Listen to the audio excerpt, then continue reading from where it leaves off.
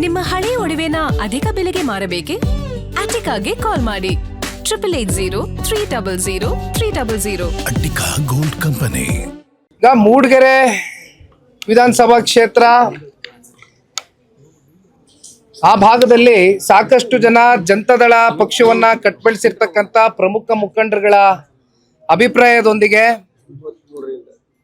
ಜಿಲ್ಲೆಯಲ್ಲಿ ನಾಯಕತ್ವವನ್ನು ವಹಿಸಿರ್ತಕ್ಕಂಥ ವಿಧಾನ ಪರಿಷತ್ನ ಸದಸ್ಯರಾಗಿರ್ತಕ್ಕಂಥ ಭೋಜಣ್ಣ ಅವರ ಸಂಪೂರ್ಣ ಸಹಮತ ಮತ್ತು ಸಹಕಾರದೊಂದಿಗೆ ಇವತ್ತು ನನ್ನ ಪಕ್ಕದಲ್ಲಿ ನಿಂತಿರುವಂಥ ಯುವ ಮುಖಂಡ ವಿಜಯ್ ಕುಮಾರ್ ಅವರು ಇವತ್ತು ಪಕ್ಷಕ್ಕೆ ಆ ಕ್ಷೇತ್ರದಲ್ಲಿ ಸೇರ್ಪಡೆಯಾಗಿ ಸಂಘಟನೆಯ ಒಂದು ದೃಷ್ಟಿಯಿಂದ ಸಾಕಷ್ಟು ಒತ್ತನ್ನು ಕೊಟ್ಟು ಕೆಲಸ ಮಾಡ್ತೇನೆ ಅಂತಕ್ಕಂಥ ಒಂದು ಇಚ್ಛಾಶಕ್ತಿ ಇಟ್ಕೊಂಡು ಬಂದಿದ್ದಾರೆ. ಹಾಗಾಗಿ ಇವತ್ತು ಒಂದು 200-300 ಜನ ಪ್ರಮುಖ ಮುಖಂಡರುಗಳು, ಬಹಳ ಪ್ರಮುಖರು, 500ಕ್ಕೂ ಹೆಚ್ಚು ಇಲ್ಲ, ಅದರಲ್ಲೆಲ್ಲ ಭೋಜಣ್ಣ ಅವರು ಎಕ್ಸ್ಪರ್ಟು, ಅದಕ್ಕೆ ಕುಮಾರಣ್ಣ ಅವ್ರ ಜೊತೆ ಇರೋದು. ಹಾಗಾಗಿ ಆ ವಿಚಾರಕ್ಕೆ ಸಂಬಂಧಪಟ್ಟಂತೆ ಇವತ್ತು ಪಕ್ಷ ಸಂಘಟನೆಗೆ ಬಂದಿದೆ. ಸರ್, ಒಂದು ನಾಗೇಂದ್ರ ರಾಜೀನಾಮೆ ವಿಚಾರ ಸದನದಲ್ಲಿ ಚರ್ಚೆ ಮಾಡಿದ್ರಿ, ಹೋರಾಟ ಮಾಡಿದ್ರಿ. ಈಗ ಅವ್ರು ರಾಜೀನಾಮೆ ಕೊಡ್ಲಿಕ್ಕೆ ಸಿಎಂ ಅವ್ರ ಹತ್ರ ಒಲವು ತೋರಿಸಿದ್ದಾರೆ ಅನ್ನುವಂತ ಮಾತುಗಳು ಬರ್ತಿದ್ದಾವೆ. ಈಗ ಮೊದಲನೇ ಪಾಯಿಂಟ್ ಏನಪ್ಪ ರೇಸ್ ಆಗುತ್ತೆ ಅನ್ನೋದಾದ್ರೆ, ಈಗ ಆಲ್ರೆಡಿ ಅವ್ರ ಮೇಲೆ ಒಂದು ಆರೋಪ ಇತ್ತು. ಇದು ಆರೋಪ ನಿನ್ನೆ ಮೊನ್ನೆದಲ್ಲ, ಕಳೆದ ವರ್ಷದ ಆರೋಪ.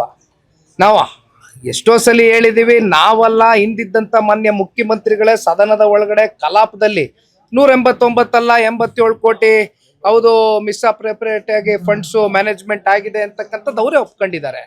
ಹಾಗಿದ್ದಾಗ ಬೇರೆ ಇನ್ಯಾರು ಆ ಸಾಮರ್ಥ್ಯ ಹೊಂದಿರತಕ್ಕಂಥ ಯಾರು ಮಂತ್ರಿಗಳಿಗೆ ಆಪ್ಷನ್ ಕೊಡ್ಬೋದಾಗಿತ್ತಲ್ಲ, ಯಾಕೆ ಇವ್ರನ್ನೇ ಯಾಕೆ ತೆಗೆದುಕೊಂಡ್ರಿ?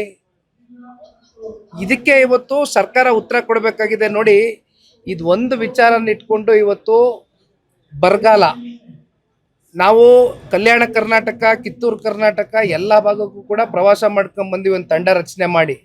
ಅಲ್ಲಿ ರೈತರು ಬೀದಿಲಿದ್ದಾರೆ, 3000ಕ್ಕೂ ಹೆಚ್ಚು ಜನ ರೈತರು ಇವತ್ತು ಆತ್ಮಹತ್ಯೆಗೆ ಶರಣಾಗಿದ್ದಾರೆ. ಆದರೆ ಕಳೆದ ವರ್ಷ ಅತಿವೃಷ್ಟಿ ಆಯಿತು, ಬೆಳೆ ಎಲ್ಲ ಹಾನಿ ಆಯಿತು. ಇಂಥ ಸೀರಿಯಸ್ ಟಾಪಿಕ್ಸ್ ಬಗ್ಗೆ ಡಿಬೇಟ್ ಆಗಬೇಕಾಗಿತ್ತು, ಬಿಡದಿ ವಿಚಾರ ಪ್ರಸ್ತಾಪ ಆಗಬೇಕಾಗಿತ್ತು, ನೈಸ್ ವಿಚಾರ ಪ್ರಸ್ತಾಪ ಆಗಬೇಕಾಗಿತ್ತು. ಆದರೆ ಇವತ್ತು ಸರ್ಕಾರ ಟೈಮ್ ಕಿಲ್ ಮಾಡಿಕೊಂಡು ಅವ್ರು ಉದ್ದಟತನದಿಂದ ಅಂತಿಮವಾಗಿ ಇವತ್ತು ಸಾಧಿಸಿದಾದ್ರು ಏನು? ಕಲಾಪಕ್ಕೆ ಏನು ಬೆಲೆ ಸಿಕ್ತಂಗಾದ್ರೆ? ಜನರ ವಿಚಾರ ಚರ್ಚೆ ಆಗಬೇಕಾಗಿತ್ತಲ್ಲ, ರೈತರ ವಿಚಾರ ಚರ್ಚೆ ಆಗಬೇಕಾಗಿತ್ತಲ್ಲ. ಈಗ ರಾಜೀನಾಮೆ ಕೊಡಿಸ್ತಕ್ಕಂಥದ್ದು ಆಗತ್ತೆ ಅನ್ನುವಂಥದ್ದು ಬೆಳಗ್ಗೆಯಿಂದ ಕೂಡ ಚರ್ಚೆ ಆಗ್ತಾ ಇದೆ. ಬಹುಶಃ ರಾಜೀನಾಮೆ ಕೊಡ್ತಕ್ಕಂಥದ್ದು ಆಗಬೇಕು. You should take up that responsibility. ರಾಜ್ಯದಲ್ಲಿ ಪಾರ್ಕ್ಗಳಲ್ಲಿ 5% ಜಾಗವನ್ನು ಬಳಸೋದಕ್ಕೆ ಈಗ ಸರ್ಕಾರ ಮುಂದಾಗಿ ನಿಂತಿದೆ. ದಿನೇ ದಿನೇ ದೊಡ್ಡ ಮಟ್ಟದಲ್ಲಿ ಆಕ್ರೋಶಗಳು ಶುರುವಾಗಿದೆ. ಮತ್ತೆ ಎಲ್ಲರೂ ಅಸೋಸಿಯೇಷನ್ ಕೂಡ ಮನವಿಗಳು ಕೊಡ್ತಾ ಇದ್ದಾರೆ. ಈಗ ಸಾರ್ವಜನಿಕರ ಆಸ್ತಿ ಪಾಸ್ತಿಗಳು ಲೆಕ್ಕಾಚಾರ ಇದು ಪಾರ್ಕ್ಗಳು. ಈ ಪಾರ್ಕ್ಗಳನ್ನ ನೀವು ಈ ರೀತಿ 5% ಬಳಕೆ ಮಾಡ್ಕೊಂಡ್ಬಿಟ್ರೆ ಮತ್ತೆ ಬೆಂಗಳೂರು ನಗರದಲ್ಲಿ ಇನ್ನೇನು ನೋಡ್ಬೇಕು ನಾವು? ಬೆಂಗಳೂರು ನಗರ ಅಂದ್ರೆ ನಾವು ಗ್ರೀನ್ ಸಿಟಿ, ಗಿಡ ಮರಗಳಿರ್ತಕ್ಕಂಥ ನಗರ. ಇವತ್ತು ಪಾರ್ಕ್ಗಳನ್ನು ಕೂಡ ನೀವು ಈ ಥರ ಆವರಿಸ್ಕೊಂಡ್ಬಿಟ್ರೆ ಮತ್ತೆ ಇನ್ಯಾವ ರೀತಿ ನೀವು ಆಡಳಿತದಲ್ಲಿ ನಿಮ್ಮ ಆಲೋಚನೆಗಳಿದೆ?